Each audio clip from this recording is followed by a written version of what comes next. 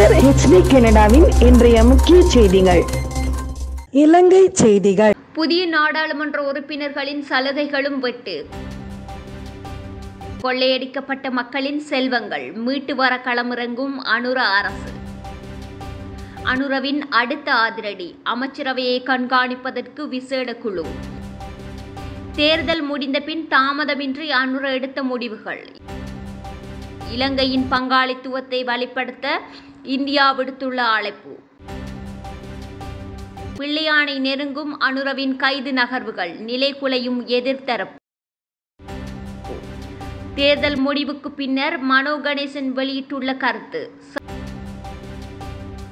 சர்வதேசத்துக்கு தமிழர்கள் வழங்கிய தகவல், ஐநாவில் ஏற்பட்டுள்ள பாதிப்பு.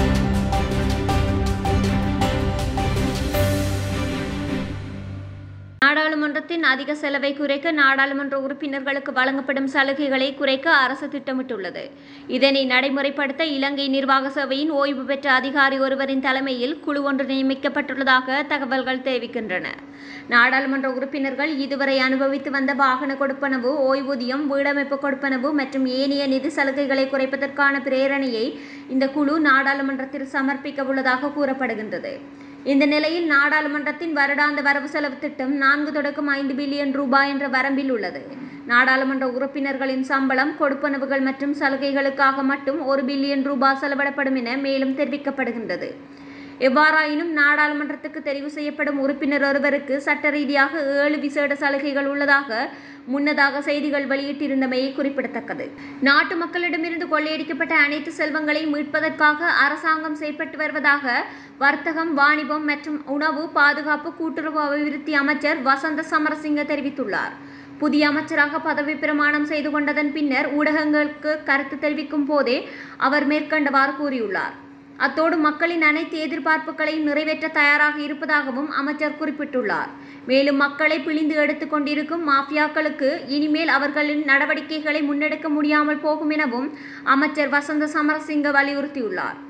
அதனைத் தொடர்ந்து எதிர்காலத்தில் மக்கள் குறைந்த விலையில் தட்டுப்பாடு இன்றி பொருட்களை வாங்கக்கூடிய சந்தை உருவாகும் என்றும் அவர் நம்பிக்கை வெளியிட்டுள்ளார். தேசிய மக்கள் சக்தியின் புதிய அமைச்சரவையை கண்காணிப்பதற்கு விசேட குழு ஒன்று நியமிக்கப்பட உள்ளது. 10 பேரை கொண்ட விசேட குழு ஒன்று நியமிக்க உள்ளதாக ஜனாதிபதி அனுரகுமார திசாநாயக்க தெரிவித்துள்ளார். அமைச்சரவையின் அனைத்து திட்டங்கள் மற்றும் விலைமனு கோரல்கள் தொடர்பில் இந்த குழு கண்காணிப்பு நடத்த உள்ளது. ஊழல் மோசடிகள் இடம்பெறுவதனை தடுத்து நிறுத்தும் நோக்கில் இந்த நடவடிக்கை எடுக்கப்பட உள்ளது.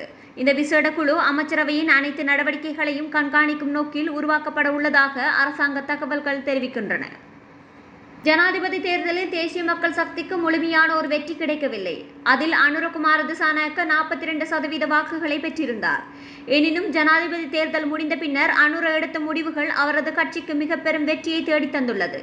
ஜனாதிபதி தேர்தலில் துவண்டு போன அவரின் அரசியல் எதிரிகளை மீண்டெழ அவகாசம் கொடுக்காது உடனே நாடாளுமன்ற தேர்தலை நடத்தியது அனுரவின் அரசியல் தந்திரமாகும். இதுவே நாடாளுமன்ற தேர்தலின் தேசிய மக்கள் சக்திக்கு ஒரு இமாலய வெற்றியை பெற்று தந்துள்ளது. இந்தியாவுக்கும் இலங்கைக்கும் இடையிலான பங்காளித்துவத்தை மேலும் வலுப்படுத்த இணைந்து செயற்பட தயார் என இந்திய வெளிவிவகார அமைச்சர் ஜெய்சங்கர் அழைப்பு விடுத்துள்ளார்.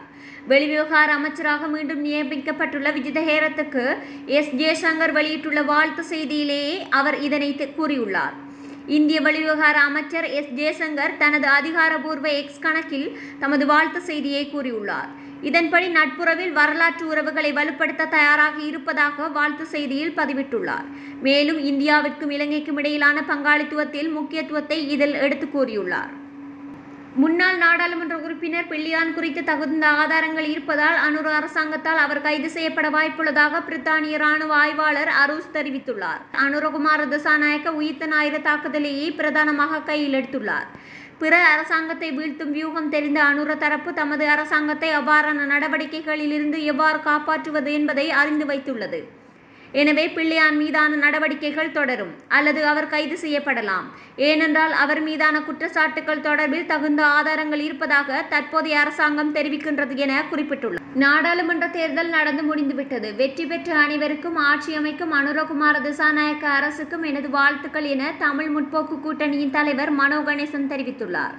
இது தொடர்பில் அவர் நேற்று விடுத்துள்ள அறிக்கையில் குறிப்பிடப்பட்டுள்ளதாவது: நாட்டின் தேசிய தீர்மானங்கள் எடுக்கப்படுகின்ற கொழும்பு தலைநகர் மாவட்டத்தில் தமிழர் பிரதிநிதித்துவத்தை இரட்டிப்பாக்க நமது கட்சி எடுத்துக்கொண்ட முயற்சி வெற்றி பெறவில்லை.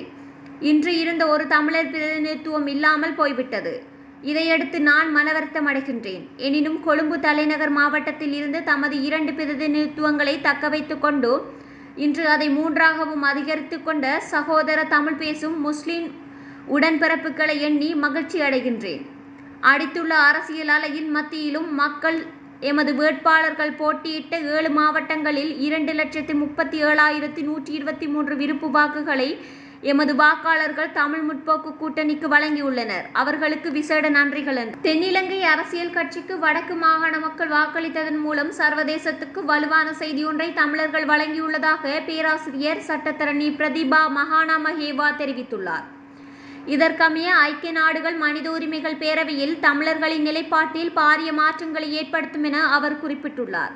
பொது தேர்தலில் நாட்டில் 22 மாவட்டங்களில் 21 மாவட்டங்களில் தேசிய மக்கள் சக்தி வெற்றி பெற்றுள்ளது. இத்தேர்தலில் மட்டக்களப்பு மாவட்டத்தில் மட்டும் தேசிய மக்கள் சக்தி தோல்வியடைந்துள்ளது. அந்த மாவட்டத்தில் இலங்கை தமிழரசு கட்சி வெற்றி பெற்றது. கடந்த தேர்தல்களில் வடக்கு கிழக்கு மக்கள் தெற்கில் அரசியல் கட்சிகளுக்கு வாக்களிக்கும் போக்கில் இருக்கவில்லை. இதன் விளைவாக சர்வதேச சமூகம் இலங்கையை சமத்துவ பிரச்சினைகள் உள்ளமையும் ஏற்றுக்கொண்டனர். கடந்த செப்டம்பர் 21 நடைபெற்ற ஜனாதிபதி தேர்தலின் போது வடக்கு கிழக்கு மக்களின் ஆதரவை தேசிய மக்கள் சக்தி பெறவில்லை. எனினும் பொது தேர்தலில் வடக்கு மக்கள் தேசிய மக்கள் சக்தி தமது வாக்குகளை வழங்கியமை நாட்டில் ஏற்பட்டுள்ள மாற்றத்துக்கு சிறந்த உதாரணமாகும் என அவர் சுட்டிக்காட்டியுள்ளார்.